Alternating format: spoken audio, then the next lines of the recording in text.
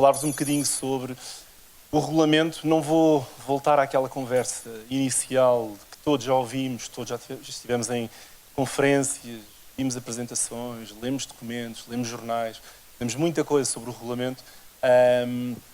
E há, no fundo, muita informação, muita contra-informação. Eu acho que, em grande medida, também há muitas fake news à volta do regulamento.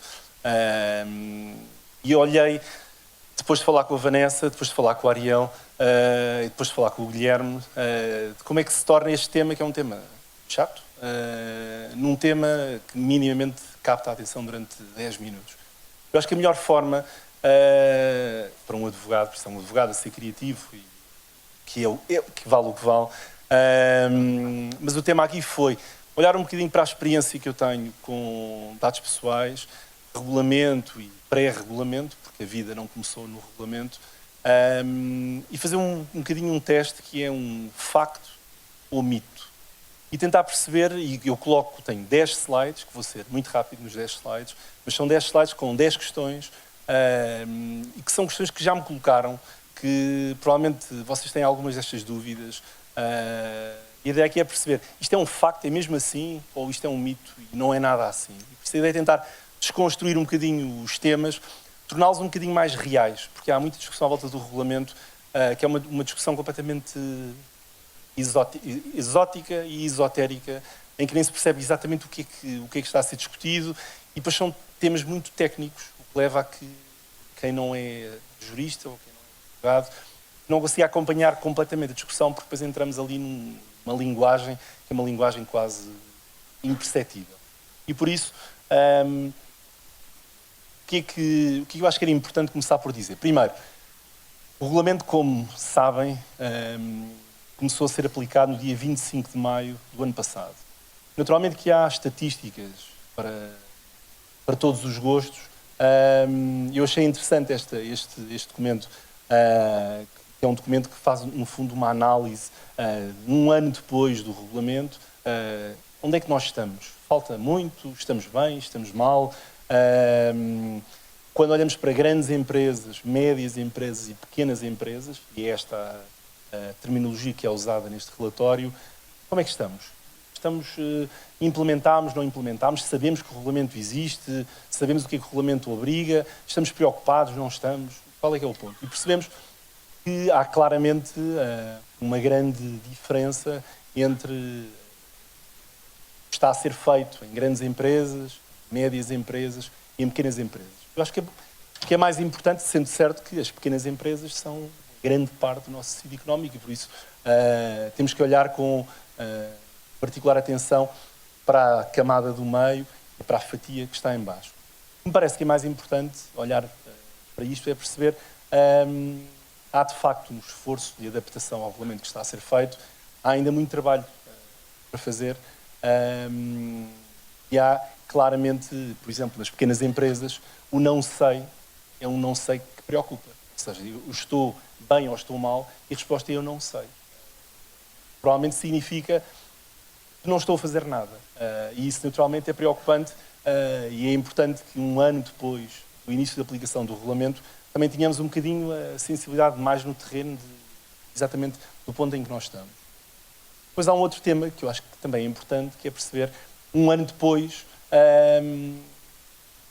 e o momento onde eu retirei estes duas imagens são estas infografias que a Comissão Europeia disponibilizou em 2018 e em 2019. Perdão. E a questão aqui é, primeiro, um ano depois, este é o número, que é sempre um número por defeito, ou seja, sempre um número abaixo do número real, de queixas, reclamações, de pedidos que foram apresentados junto das CNPDs europeias, das autoridades de controlo europeias, em matéria de proteção de dados. Vimos que num ano houve, pelo menos, o termo é esse, pelo menos 145 mil pedidos, reclamações, queixas, isto é, desde maio de 2018. E depois também é importante perceber o que zonas, no fundo, da nossa atividade, da vossa atividade, é que estão mais expostas, que são mais sensíveis a este regulamento. E o que a Comissão Europeia diz é que há 3 áreas, que são as áreas core de queixas, que é telemarketing, e-mails promocionais e CCTV. E por isso, não sei se é grande parte, mas uma boa fatia das 145 mil queixas que foram apresentadas tem a ver com estes 3 temas. O que é importante, ou tendo esta informação por base, o que é importante perceber? Antes de entrarmos nos mitos / realidade, há 3 mitos, estes então são mesmo mitos, não há volta a dar, à volta deste tema do regulamento. Primeiro, que isto é um tema novo, ou seja, que o regulamento vai, no fundo, criar ou estabelecer pela primeira vez um regime que se aplica à proteção de dados pessoais. Isso não é verdade. O regulamento, como muitos saberão, revoga uma diretiva de 95, uma diretiva europeia de 95, que é de 95. Ou seja, se pensarmos que a internet, como nós a conhecemos e utilizamos, está disponível para todos desde 94, uma diretiva de 95 é uma diretiva que, 20 anos depois, está completamente ultrapassada e por isso estamos, no fundo, a tentar encaixar numa letra e num artigo e numa alínea e é algo que o legislador em 95 pensou, uma realidade que é hoje completamente diferente. E por isso, isto para vos dizer que o tema não surge com o regulamento, não surge no dia 25 de maio, surgiu muito antes disso. O primeiro tema ou o primeiro mito que eu queria que ficasse claro é este tema é um tema que já se discute, já se trabalha neste tema há muito tempo, muito antes do regulamento. Claro que desde a diretiva houve outros diplomas, houve mais legislação nacional, europeia, que se aplica setorialmente, por exemplo, na área da saúde, em diversas indústrias e em diversos setores, e que no fundo são adaptações, concretizações, aproximações de um regime que, em rigor, é um regime de 95, é uma diretiva que significa que tem que ser transposta para direito nacional. Essa transposição não é uma transposição feita de igual forma todos os, atualmente, 28 Estados-membros, o que significa que eu tenho um marketplace, ou eu sou tenho qualquer negócio de retalho, sou americano, quero operar na Europa. Eu, para operar na Europa, antes do regulamento, tenho que olhar para Portugal e perguntar a alguém em Portugal, eu para operar aí, o que é que eu preciso cumprir? E depois chego a Espanha e digo, olha, para operar em Espanha, o que é que eu preciso?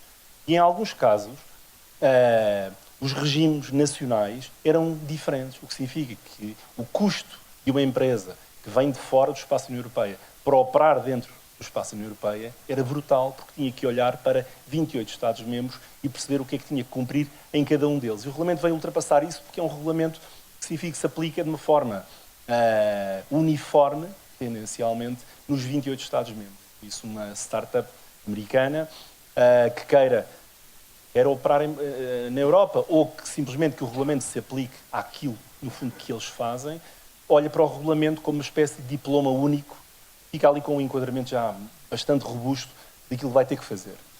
O primeiro mito é este. O segundo mito, que eu acho que é importante também deixar claro, é que o regulamento tornou-se, na discussão que todos temos e naquilo que lemos, um regulamento de regras, que são as regrazinhas todas. O regulamento tem 99 artigos, tem 176 considerandos, o que é uma loucura. Se olharem para os 99 artigos e para os considerandos, porque muitos saberão, outros não, mas na fase final de redação e de aprovação do regulamento, quem negociou os Estados-membros o regulamento já não conseguiu alterar o articulado, ou seja, os 99 artigos. E como não o conseguiu fazer, a única forma de tentar encontrar uma solução para um determinado problema foi mexer nos considerandos. O que significa que temos temas nos considerandos que deviam estar no articulado e que não estão, e temos considerandos enormes e um articulado enorme. Mas isto para dizer que a percepção que nós temos, que se calhar têm também, é que o regulamento é um regulamento de regras. E não é. Não é um regulamento de regras, não é um regulamento da linha A e do número 2 e da linha C, do artigo 7º, que depois tem que cruzar com o artigo 42. Esqueçam isso. O regulamento é um regulamento de princípios. E o principal princípio que regula tudo o que está no regulamento é um princípio de expectativa de privacidade. E se essa expectativa de privacidade É maior ou é menor? E como é que nós a medimos? E o tema basicamente é sempre esse. E por isso quando nós vamos enviar um e-mail de email marketing para clientes, o tema a pergunta é sempre a mesma que é: qual é a expectativa de privacidade destas pessoas? É suposto, ou estas pessoas que estão do outro lado contam com um contacto meu, esperam um contacto meu, é previsível que recebam um contacto meu ou não? E o tema é sempre o mesmo, para além de que há princípios até constitucionais, um tema da liberdade de expressão, tema do direito ao esquecimento, há temas que não têm a ver com o Regulamento Geral de Proteção de Dados, mas têm a ver com outro tipo de princípios, até da própria vida em democracia. E por isso esqueçam esta visão de que vamos olhar para o artigo 5º e depois são os fundamentos do tratamento, depois entramos naquela confusão, depois vamos ao consentimento, aquelas regras todas. O tema que está, no fundo, por cima e que paira sobre todas estas tecnicalidades é sempre este quê? Expectativa de privacidade. Eu consigo medi-la ou não, e conseguindo, há de facto uma expectativa de privacidade por parte destas pessoas ou não. E o tema é sempre esse. Eu vou avançar, porque agora reparei que tinha um relógio a contar, e por isso vou avançar. O primeiro mito é o regulamento é um tema, é jurídico, os advogados é que se preocupam com este tema. Não vou preocupar, vou contratar um advogado, um escritório de advogados, ou a minha equipa interna de legal é que vai olhar para este tema e depois digam-me o que é que eu preciso fazer, que eu faço. E a questão aqui, isto é um mito, naturalmente. E aquilo que eu digo aqui é que, de facto, é um tema muito jurídico. É um tema que, se calhar, não sei se pela primeira vez, mas é invulgar ou a necessidade de pôr a equipa legal, os advogados, a trabalhar com as equipas de IT. Eu não me lembro de trabalhar tanto com equipas de IT como trabalho hoje, porque, de facto, há uma fronteira que é difícil de traçar. E o que eu digo aqui é que ninguém fica de fora do regulamento, porque o impacto na vossa atividade, cada uma das empresas do regulamento, toca em toda a gente, em todos os departamentos, em todas as áreas de negócio e em tudo aquilo que nós fazemos. E por isso, equipas de IT, recursos humanos, departamento financeiro, marketing, tudo é afetado pelo regulamento. E por isso, isto não é um tema dos advogados, nem é um tema que os advogados possam tratar entre eles e resolver. Isto é o primeiro mito. Esta é a pergunta que eu mais ouvi, se calhar, antes do 25 de maio e nos meses seguintes ao 25 de maio de 2018, que é: eu apaguei todas as minhas bases de dados. Eu não sei como é que eu tinha os dados, não sei se tinha consentimento, se eu tinha consentimento, não faço a mínima ideia. Eu, na dúvida, para não ter uma coima de 20 milhões de euros, apaguei as minhas bases de dados. E já vamos ao tema das coimas de 20 milhões de euros. E a questão é, eu tinha que o fazer, eu tenho que o fazer. Eu tenho uma base de dados que vem, quer dizer, é normal que a nossa vida não tenha começado no dia 25 de maio. E nem todas as empresas foram criadas no dia 25 de maio, ou seja, há qualquer coisa para trás. E o que é que acontece? As empresas estão bloqueadas, têm que começar tudo do zero, como se estivessem a começar no dia 25 de maio. E aquilo que eu digo é um mito também. Diga, não é necessário no sentido de... Não é que podem guardar todas as bases de dados que têm, mas não têm necessariamente que apagar as bases de dados. Qual é que é a regra aqui? É perceber se alguma destas três regras está preenchida. Ou seja, se eu tenho um fundamento para tratar aqueles dados. Vamos imaginar, por exemplo, eu tenho uma base de dados, por exemplo, dos trabalhadores da minha empresa, e eu de repente vou apagar os dados todos, e de repente o trabalhador já não é o António, é o X, porque eu não posso ter dados. É absurdo, não é? Estúpido. Não faz sentido nenhum. Se as finalidades para as quais os dados são tratados se já foram cumpridas, ou seja, no fundo tenho uma base de dados, está ali um bocadinho parada, mas eu não estou a fazer nada nem com ela, nem com os dados, e por isso eu não posso manter os dados. Mas aí o tema não é regulamento, a diretiva já dizia isto, que é: se eu não estou a tratar os dados, eu não posso manter os dados, ponto final. E se o prazo de conservação dos dados já foi ultrapassado, ou seja, se eu guardo os dados, normalmente o que acontece é que as empresas, quando os trabalhadores saem da empresa, quando acontece seja o que for, têm tudo num arquivo, no -3, nos caixotes, e metem toda a documentação e toda a papelada nesse arquivo, que fica lá. E depois eu pergunto: ok, mas qual é que é a rotina de higiene que vocês têm com os vossos dados? De ano a ano, ou 2 em 2 anos, percebem, isto já não é preciso, eu nunca vou usar isto, e o prazo de conservação já foi ultrapassado ou não? E o que dizem e sinceramente acho que é normal, a resposta é dizer nós mantemos os dados por tempo indeterminado até que há um incêndio ou uma inundação e acabou. No fundo o tema é um bocadinho esse. Terceiro, eu preciso ou não de pedir sempre o consentimento aos titulares dos dados.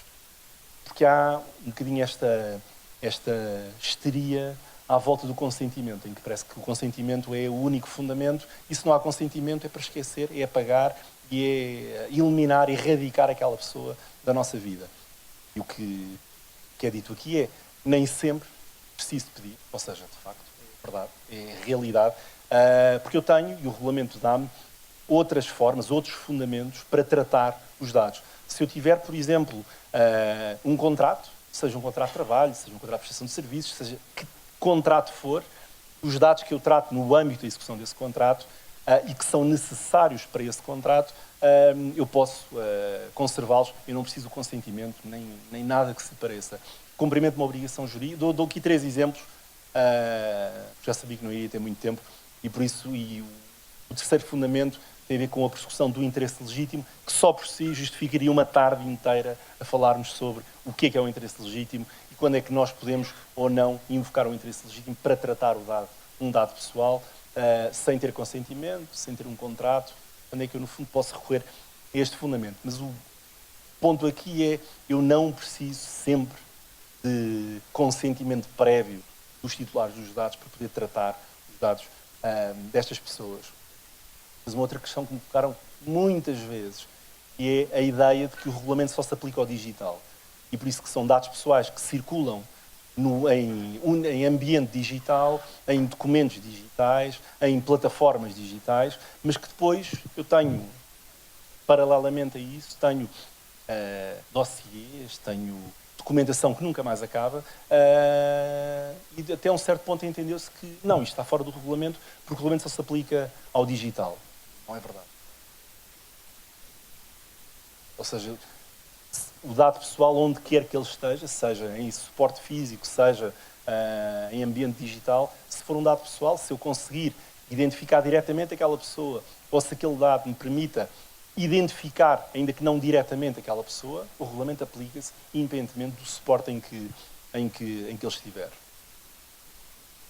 Quinto, se não me engano, quinta pergunta. A minha empresa tem os dados pessoais todos numa cloud. Eu contratei a Amazon, um serviço qualquer, Google, seja quem for. É completamente indiferente. Os dados estão numa cloud e, como estão numa cloud, é assim uma espécie de longe da vista, longe do coração, em que eu mandei os dados para a cloud, há alguém que é esta empresa que eu contratei, que estou a pagar até bem por este serviço, que me armazena os dados, faz algum tipo de limpeza e de higiene aos meus dados, mas, quer dizer, mas no fundo estão longe e eu não sou responsável por estes dados e esta empresa, se cometer algum erro e se fizer algo que não possa fazer, eles é que são responsabilizados. E aquilo que digo é, isto é falso, isto é um mito. Que significa que o responsável pelo tratamento, vamos assumir que é a nossa empresa, que tem os dados e que passou estes dados para uma empresa e para uma cloud, é sempre responsável pela proteção dos dados, independente do local onde eles estiverem guardados. Isto significa que, é o último ponto, caso o prestador de serviços, este provider de serviço cloud, enquanto subcontratante, se incumprir as obrigações que decorrem do regulamento, o responsável pelo tratamento, por via de regra, é responsável por esse incumprimento. O regulamento o que faz, basicamente, é delimita a fronteira entre a responsabilidade do responsável e a responsabilidade do subcontratante. E salvo nos casos em que o subcontratante, esta empresa, incumprir instruções que eu lhe dei, ou se incumprir alguma das obrigações que o regulamento especificamente direciona para este subcontratante, o responsável é o responsável. A linguagem do regulamento é horrível para explicar, seja o que for. Direito ao esquecimento. Isto é um tema já muito prático das empresas, que é, eu recebo um pedido, seja de quem for, a dizer, olha, eu quero que os meus dados sejam apagados. Quero que sejam apagados já. E depois há, de repente, ali um momento de algum descontrolo em que há uma ânsia de apagar os dados e garantir que aquela pessoa desapareceu do registro. E a pergunta é, ou a questão é, sempre que o titular exerce o seu direito, eu tenho que apagar os dados imediatamente. Isto é o quê? Isto é um mito. Isto não é verdade. E basicamente a regra é esta, que é, eu apago se... Um bocadinho a lógica do regulamento é sempre esta, que é sim, se. E o se, ou seja, há uma regra e depois há 45 exceções. E se eu conseguir encaixar em alguma das exceções, ótimo, se não aplica-se a regra. E aqui a regra é, eu apago se os dados deixaram de ser necessários, eu apago. Se o titular retirou o consentimento, quando o consentimento é que é a base legal, deu-me o consentimento para eu tratar e ele retira o consentimento, não consigo fazer nada. Ou, à partida, não consigo fazer nada. O titular opõe-se ao tratamento e eu não tenho nenhum interesse legítimo que prevaleça sobre o direito dele a solicitar o apagamento dos dados que justifique o tratamento. Ou seja, eu não consigo dizer, olha, eu percebo, está a ser o seu direito, mas eu tenho aqui um interesse, uma espécie de carta que eu tiro do baralho e que jogo na mesa e que digo, mas este trunfo prevalece sobre o seu direito. E aqui é o tal tema dos interesses legítimos, que depois podemos, no outro dia, falar um bocadinho mais sobre isso. Ou se os dados têm que ser apagados para cumprimento da obrigação jurídica. Não há nada a fazer, os dados têm que ser apagados. Se não estivermos em nenhum destes 4 casos, os dados não são apagados. E não têm de ser apagados, muito menos imediatamente, em que o regulamento prevê também um procedimento, um prazo de resposta, de apagamento. Pronto, há, no fundo, um conjunto de regras, mas a primeira comportamento reativo é vou apagar, e vou apagar já para não me estar a chatear e para não fazer uma queixa à CNPD, e depois tenho aqui a CNPD a fazer uma inspeção e eu não quero. E a resposta basicamente é esta, não tenho que apagar, muito menos imediatamente. Esta é uma pergunta, é uma questão interessante, sendo eu advogado e trabalhando com uma parte do meu trabalho com dados pessoais e compliance da RGPD, há um tema que é, olha, eu não sei nada sobre RGPD, não quero, mas também não quero saber. E por isso diga-me, faça-me um orçamento, eu quero estar 100% compliance no dia 1 de janeiro de 2020. Pronto. E o tema aqui é o compliance, o cumprimento das regras do regulamento pode no fundo ser confiado escritório de advogados, uma empresa de auditoria, uma consultora, uma empresa de IT, seja quem for. Pode ou não ser subcontratado. Claro que eu ficava-me como advogado dizer que sim, mas a resposta é obviamente que não.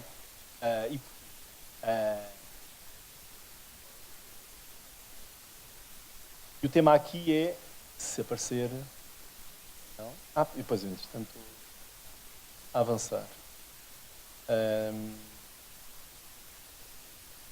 E o tema aqui, basicamente, é o compliance do regulamento, sabermos se estamos dentro do regulamento, fora do regulamento, ou se estamos a violar ou não. É uma operação que se faz diariamente junto das nossas equipas. E por isso o compliance, eu posso achar que estou em compliance, entretanto, acontece qualquer coisa, um cliente qualquer que me pede uma coisa qualquer, que me manda um e-mail, eu pego naquele e-mail e reencaminho, não sei para quem, dentro da minha organização. Essa pessoa entra e diz, olha, isso é o meu vizinho, e manda para o marido. Diz, olha, ele está aqui a tentar comprar não sei o quê, ou vai comprar uma cama e não sei o quê, coisa qualquer. E a partir desse momento eu tenho um tratamento ilícito de dados. E por isso, se é possível ter apoio para o cumprimento, se é possível garantir que num determinado dia estão a cumprir 100% o regulamento, que quer que isso queira dizer, que eu também cumprir 100% o regulamento, se é possível ou não, a minha resposta é não. Isso é uma operação e é uma tarefa de monitorização, de controle, de acompanhamento, de planeamento, que tem que ser feito diariamente nas vossas empresas. Tem que haver uma pessoa dentro de cada organização tenha alguma responsabilidade por ser um bocadinho o peão que coordena os trabalhos, seja um DPO, um encarregado de proteção de dados ou não, mas este compliance não é aplicável, não é subcontratável de forma alguma. Outra questão, a minha empresa, eu tenho que ter um DPO ou não? A resposta é, a minha empresa tem que ter, e tem de nomear, e a minha resposta é, tendencialmente, é um mito. Ou seja, eu tenho, em alguns casos, tenho que nomear esse DPO, que basicamente são nestes 3 casos que eu elenco aqui, no 1, 2 e no 3, mas tipicamente eu não tenho que ter um DPO, a não ser naturalmente que o DPO, só para tornar isto também mais claro, o DPO não serve como uma espécie de repositório de tudo o que é dados pessoais dentro de uma empresa. Ou seja, eu não pego naquela pessoa e digo, olha, é preciso fazer um contrato com uma empresa, não sei o quê, faça o contrato. É preciso fazer não sei o quê, faça você. É uma espécie de saco box e de saco de pancada da organização onde vai tudo parar o que é dados pessoais. A função do DPO é basicamente supervisionar o cumprimento do regulamento dentro de uma organização. O que significa que o DPO, que não é responsabilizável diretamente pelo comportamento, por uma ação, por uma medida que entenda que é adequada, é uma espécie de supervisor. E por isso, quando há um tratamento de dados que vai ser feito, quando eu vou, por exemplo, mudar o meu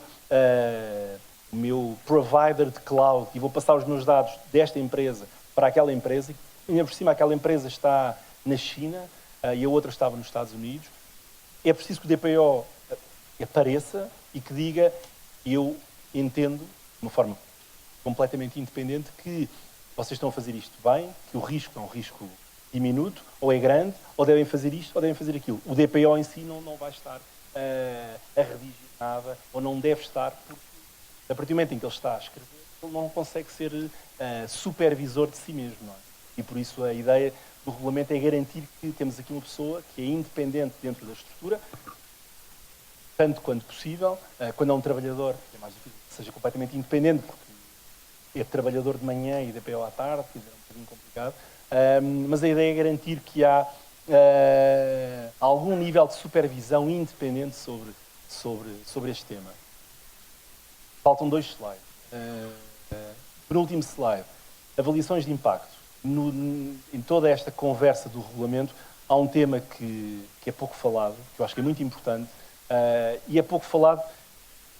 A ideia que eu tenho é que ninguém percebe muito bem exatamente o que é, o que é esta avaliação de impacto. O que é que isto quer dizer? Basicamente são mini procedimentos que nós temos dentro da nossa empresa, que devem estar completamente standardizados, não é uma coisa que tem que ser muito criativo de avaliação e avaliação, mas são mini auditorias que eu faço para garantir que há um determinado tratamento de dados que vai ser feito e, no fundo, perceber se todas as medidas de segurança se foram adotadas ou não, se estou a cumprir todas as regras do regulamento ou não, se... No fundo, é um bocadinho essa mini auditoria. E a pergunta é, eu, para todos os tratamentos de dados, eu tenho que fazer mini auditorias? Mal seria, se fosse o caso.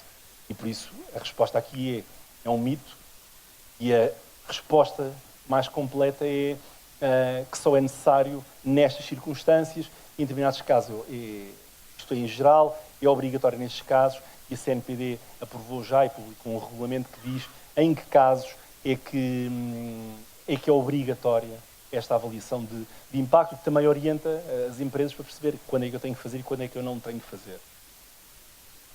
Último slide. Se a minha empresa violar o regulamento, corro o risco de ser aplicada uma coima de 20 milhões de euros.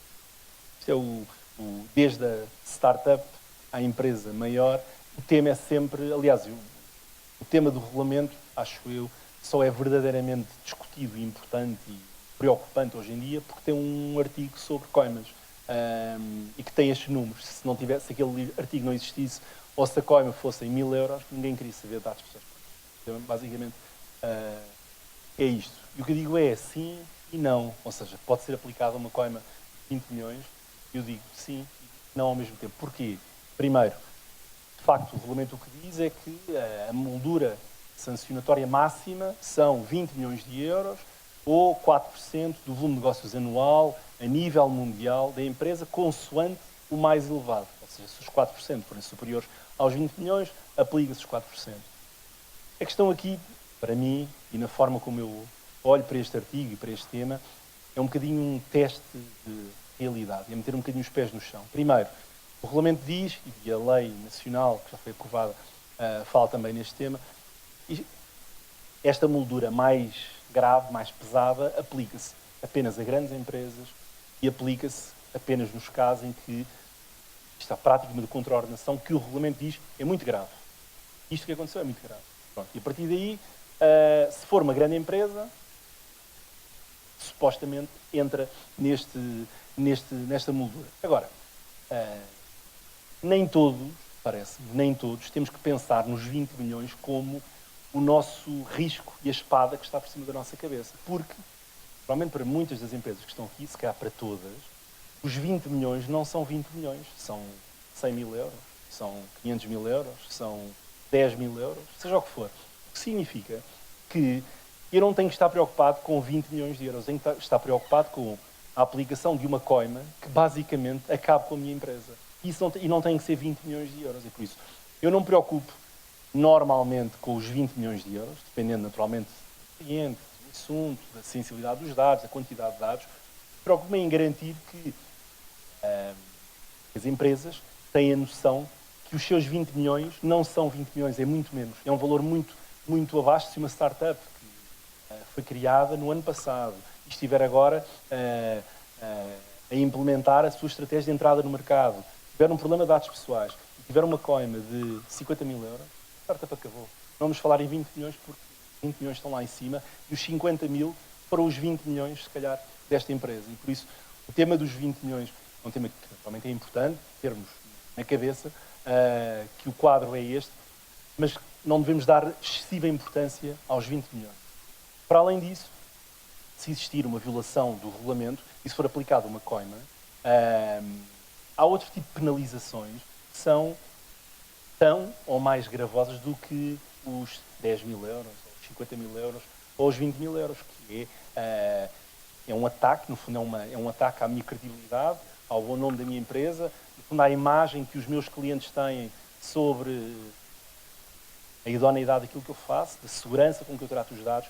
E esse ataque ao meu bom nome e à minha credibilidade não custa 10 mil euros, não custa 50 mil euros. Custa aquilo que custar e pode custar tudo à empresa. E por isso, cumprir o regulamento não é montar uma estratégia para não ter uma coima de 20 milhões de euros. Esta é a conclusão. Se os 20 milhões de euros têm que sair da equação, o compliance com o regulamento, cumprir o regulamento, é garantir primeiro que nós respeitamos a expectativa de privacidade que eu falei no início, ou seja, que há efetivamente algum tipo de sintonia entre as pessoas que eu contacto e a vontade dessas pessoas, por um lado, e eu não vou impor um contacto quando as pessoas não o querem. Eu digo, mas eu não quero ser contactado. Mas eu tenho um interesse legítimo que se prevalece sobre o seu direito. Nós estamos aqui em conflito com o nosso cliente, ou em conflito com o nosso cliente. Isto não faz sentido. E por isso, para fechar, o tema não são 20 milhões, é compliance com o regulamento e, no fundo, é garantir, como vos dizia, que essa perspectiva de privacidade é respeitada e, principalmente, que a nossa empresa olha para o tema dos dados pessoais e de privacidade não como algo um bocadinho exótico, que é uma coisa dos advogados que preocupam com isto, que é uma coisa assim meio lateral à empresa, mas como verdadeiramente como uma preocupação da própria empresa. E quanto mais depressa, quanto melhor o tema da privacidade dos dados for incorporado na própria mecânica de desenvolvimento de produto, de abordagem ao mercado, contactos nos clientes, quanto mais a percepção para fora for de privacidade e de defesa dessa privacidade, mais força vou ter no mercado, nos clientes. No fundo, a relação entre quem vende e quem compra é uma relação de confiança. Se essa confiança for afetada, provavelmente não há nada que a restabeleça. Já nem vou falar neste slide, porque o outro era o último. Já estaria aqui vou ter um bocadinho técnico. Último slide, apenas para dizer o quê? Qual é que é o segredo para cumprir? Acho que não há nenhum segredo para cumprir. Eu o que tenho aqui são 3 pontos que acho que são importantes. O primeiro é fazer um mapeamento. É muito importante perceber onde é que os dados estão dentro das nossas empresas. Onde é que estão? Estão no Departamento de Recursos Humanos. Para onde é que circulam? No fundo, é um bocadinho o ciclo de vida do dado, desde que entra até ao momento em que sai, ou até ao momento em que morre.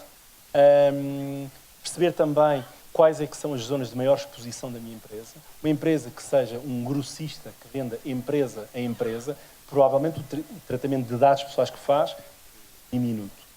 Se é que faz tratamento de dados pessoais, se fala de negócios entre empresas.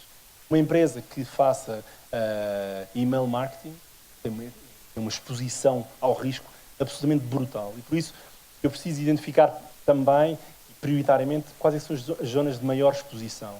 E eu acho que a resposta é muito simples. A zona de maior exposição é toda aquela onde eu interaja com alguém de fora da minha organização. Porque a partir desse momento eu estou completamente desprotegido e não consigo controlar o que é que vai acontecer.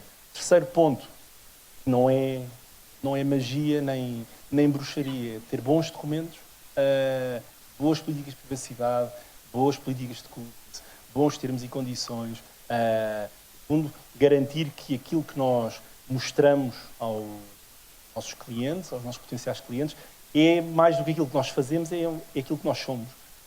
E por isso é que eu digo bons documentos para prevenir grandes males. É só. Muito obrigado.